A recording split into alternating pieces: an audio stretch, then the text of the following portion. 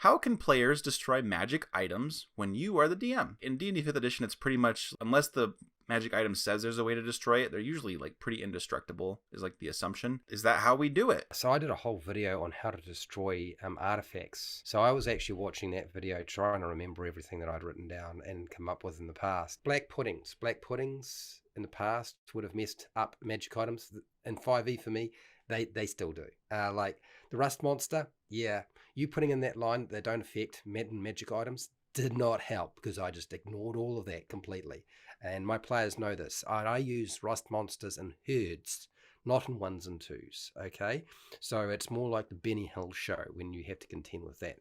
I unleash these when my players have accrued too many and I have lost control of the situation. Volcanoes, always nice to throw things into lava. You know, if a volcano full of lava can't do it, I mean, what can? Really? The river Styx, drop it in there. Most things don't survive very long in the river Styx. Eaten by Tarrasque. I like the idea that the digestive juices inside a Tarrasque are so powerful they will decompose even magic weapons and armor and so forth. Bathe it in the blood of angels and devils. Probably the most disgusting concept out of all of them, but still entertaining. Dropping it in the gears of Mechanus, like, you know, the right type of item, particularly an item that maybe is chaotic and not ordered.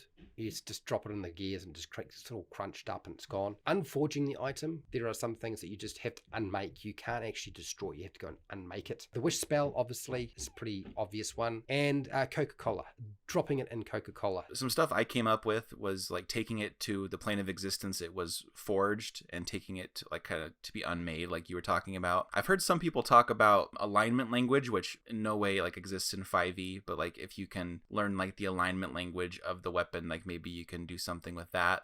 But no one uses that, but I just thought it worth mentioning if anyone's like, oh, what's that? That's kind of interesting. Also with 5e, we have the artificers now, and it's kind of easier for people to create magic items. Maybe think of like a smaller way to do it, like maybe just if the creator of the magic item dies, maybe it loses its magic, you know, something simple like that. Maybe if someone who's attuned to it like ascends godhood or something, or goes to a certain plane of existence, maybe it temporarily loses its magic or it explodes. In the recent Calamity mini campaign that Critical Role did, the DM said that he let them have as many magic items as they wanted, like when they were making their characters. And then there was an incident where they basically let Asmodeus, whatever people call him, and when he released, like the portal opening up caused all of their magic items to explode and become unmagical. And so the more magic items they had, the more they just like died.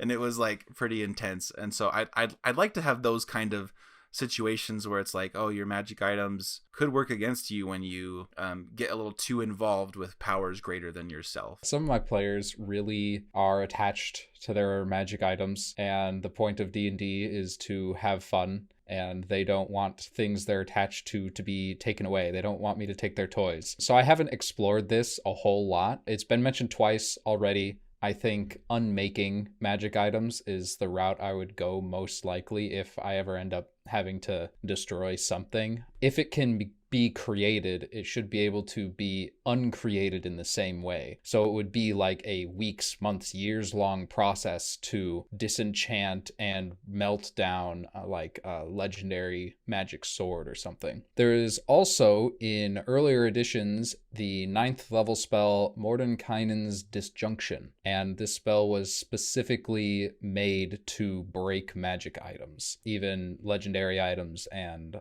artifacts, I believe. They got rid of that in the later editions for the exact reason why I don't break my magic items. But if you are Fred or like Fred and you like taking away toys, then that spell is for you. I've heard of that spell too. It's super interesting. And I'm glad you bring up, it's like, okay, well, why does a DM want to do destruction of magic items? And there's a few different ways. So I hope people watching don't think, oh, only combative DMs or like hostile DMs want to destroy. So I'm more interested from like a world building perspective. You know, what can be made can be undone. And how does that happen? What factions might be trying to destroy certain magic items and how do they do that? So if anyone's just watching this and they're like, oh, mean DM roundtable, like, no, there's a lot of different reasons, and this is just kind of us being creative together. So don't think we're trying to encourage DMs to like destroy all their characters' magic items and kill them or something like that. You know, we jest, but there's a lot of good reasons to think about this stuff.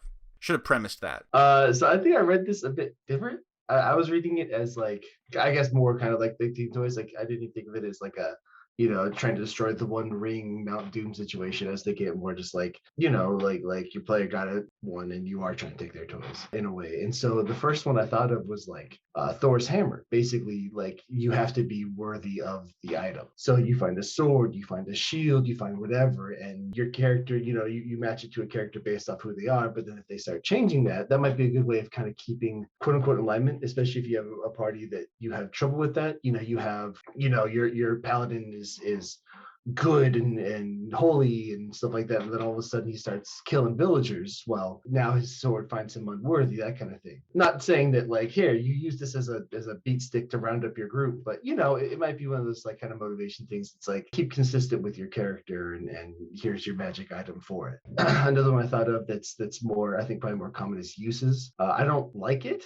but it is a way of doing it. You have so many hits with your sword, you have so many, you can take so much damage with your shield, especially you're like a chest piece, especially if it has something like really big. You can make it a magic chest that saves you 3 times from dying.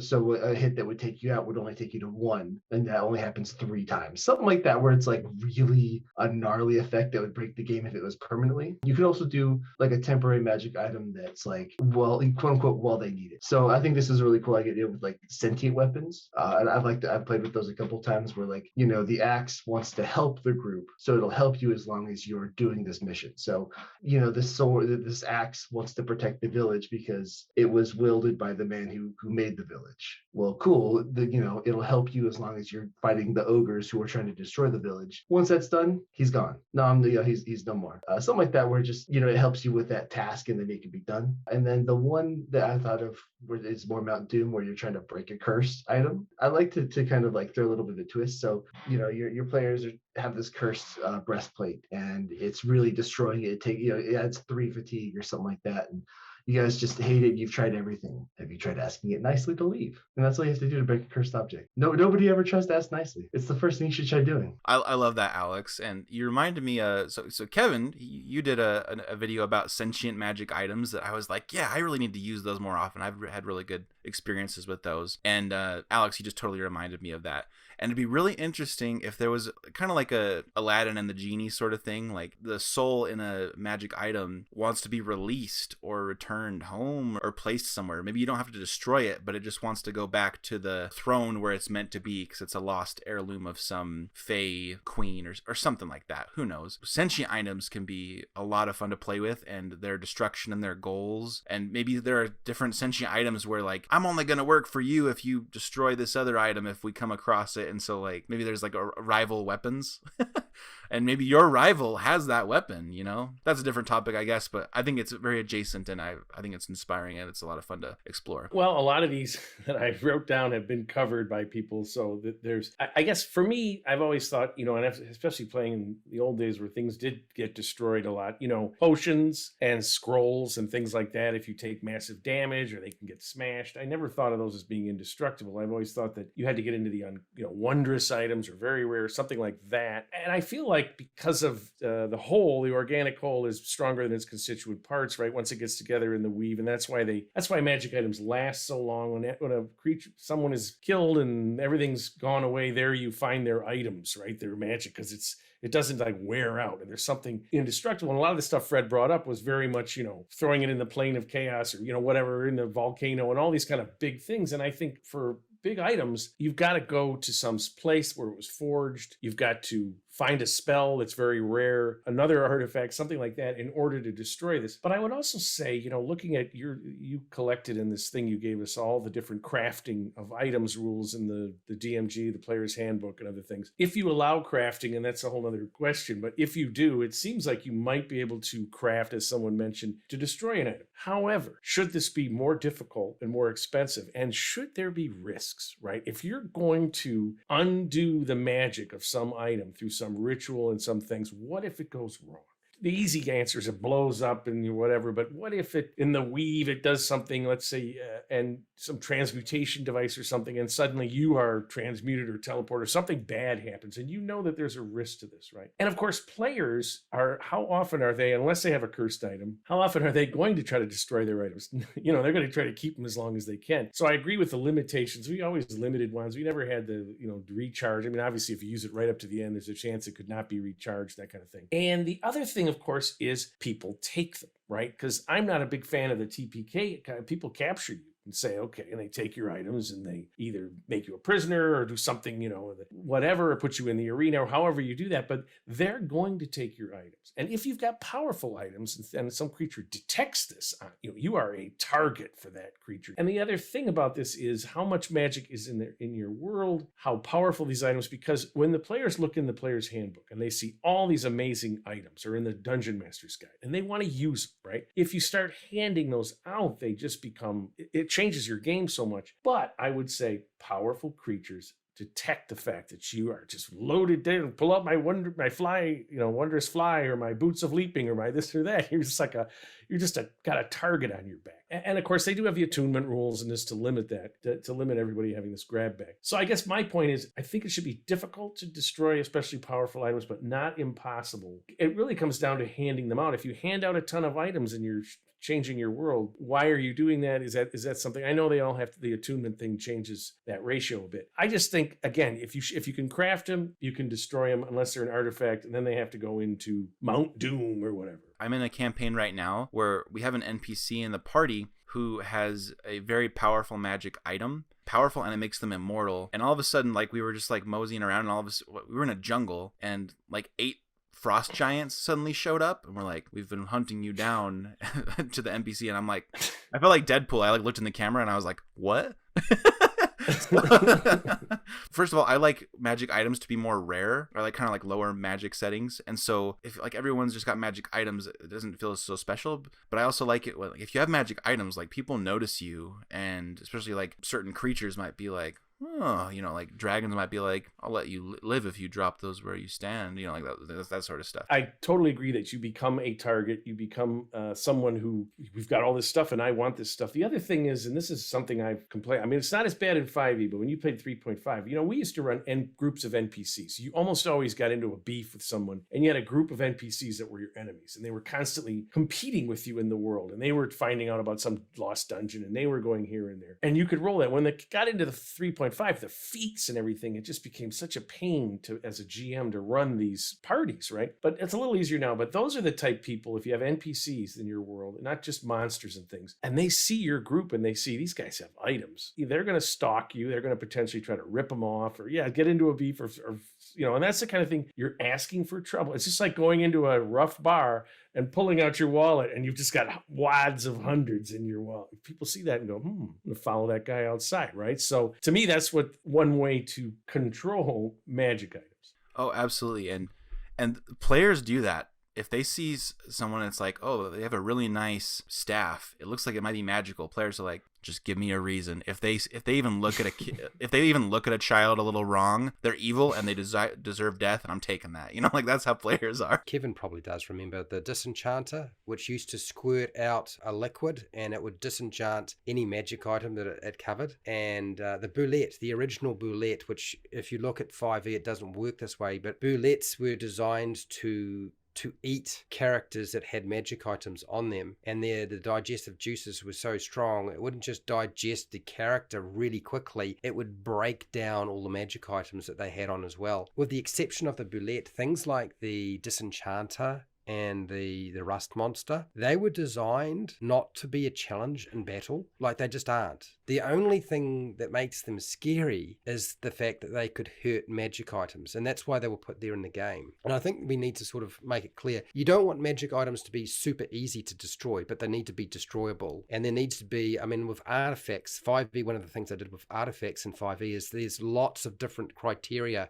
It's quite complicated to process to break those things down and destroy them item. One of the reasons for wanting to be able to destroy magic items, which is why as a dungeon master you need to have that there, right? And this has always been the case, is there's magic items that are really bad and they change the world. They are like the MacGuffin, correct? They drive the story like Lord of the Rings and the One Ring. You have to destroy it, because if you don't, the world ends, or it changes the very nature of magic and just who's in power. So it has to be destroyed. But the other thing is that, and this is what the early people who developed the game, and this is why Gary Gygax and other people developed these kinds of ways of dealing with magic items for destroying them and made monsters. Because I know a lot of people, they view them as like, they're just, this is back in the old day with the grognards are just being asses, and they don't, they would run into the same problem that all of us do. The longer you play the game, the higher your characters get in level, and the more magic items they tend to accrue. And there's always a point where you get to, they've got too much. Everything's just way too easy. And so they created these things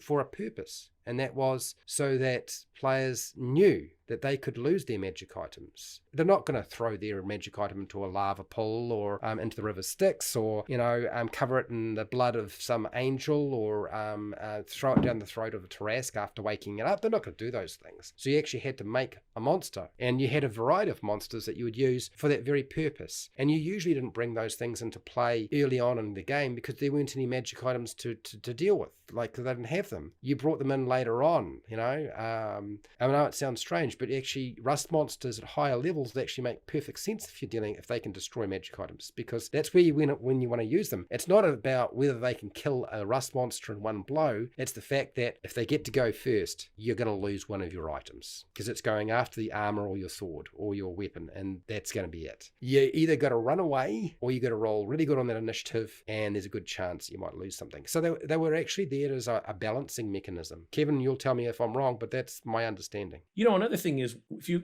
make technology available, at least for humans, the only sentient beings we can base this on, they will use it and use it and use it. And the question is, the magic weave and the gods and all this stuff, these high-level wizards and people are starting to create these artifacts and these powerful things. Is there something there that unbalances? I mean, maybe you're justifying a lower magic system because there would just be crazy, an elf lives 800 years and making these insane items, and elf wizards, yes, they're all in the book and they're going to have supplements and supplements of magic items endlessly because they're making money off that. But is there something where it just doesn't make sense that fate or the gods or whatever would allow all these unbelievably powerful items? Because it does unbalance the game. And, it's just as being super high level is really tough too. Right? People 15th, 18th, it gets out of hand. Maybe you just limit based on, like you were saying, Jordan, about you have a lower magic world. You sort of like that. Maybe that's the way around destroying them. I was inspired with two more ideas. We're talking about like monsters who can destroy magic items. For some reason, I thought of the Zorn, that like earth elemental that kind of looks like tentacly, and it's got like a maw, and it likes to eat gemstones. And I've used that before because it's like, what do players love? They like their magic items, and they often need a lot of gemstones for their spell casting, raising the dead or force cage, all that kind of stuff. What if Zorns could eat gems? Like, that's already one. But what if they also ate magic items? And players had to go through, like, maybe they're on like the elemental plane of Earth or something crazy, like high level stuff. And they see this like tunnel they have to go through where there's all these like Zorns just kind of like hibernating on the walls or something. Maybe dozens, maybe hundreds of them. I don't know. And they're told that Zorns can like sense magic items and gemstones. So if they want to get through without conflict, they have to leave all those things behind or like use a demi-plane. And they have to make a choice or use their resources to try to outthink the situation to get through, because they want to keep those things or are they going to leave them behind. I think those kind of dilemmas are great because we often talk about like battle can get kind of stale if you don't have secondary goals. And at high levels, that often kind of goes out the window. It seems like people just try to do tougher monsters and not the secondary stuff. But if magic items are precious or gemstones are precious, I think that's a great way to do it. And also kind of going back to something Alex said, like we talked about the One Ring. The reason it's the One Ring is because rings were given out to everyone else in their leaders and stuff, and then they were double crossed. And so you could do a story like that where there's a bunch of magic items in the world, but you uncover that something's about to happen, kind of like the Calamity thing. Maybe they're all going to explode and take out all the world's leaders because they're all hoarding magic items, and it's going to be chaos. Maybe maybe your players choose, do I like that or do I not like that? If I don't like that, I probably can't get them all to give out their magic items unless I'm really persuasive. Maybe we have to take them and destroy them ourselves. There's a lot of different things you could do with it. Or maybe maybe your BBEG, your big villain, wants to destroy all magic items because they're sick of what it does to the world and how like the people in power keep them while the poor are without them and they have to still scrape by without magic. And there's a lot you could do with it. I'm inspired. So tell us what you think about destroying magic items. Would you ever put up with that as a player? DMs, do you ever do it? What do you think about these plot ideas to like utilize it? Are you inspired? Let us know in the comments, and we'll see you in the next DM roundtable video. Have a good adventure this weekend. Bye.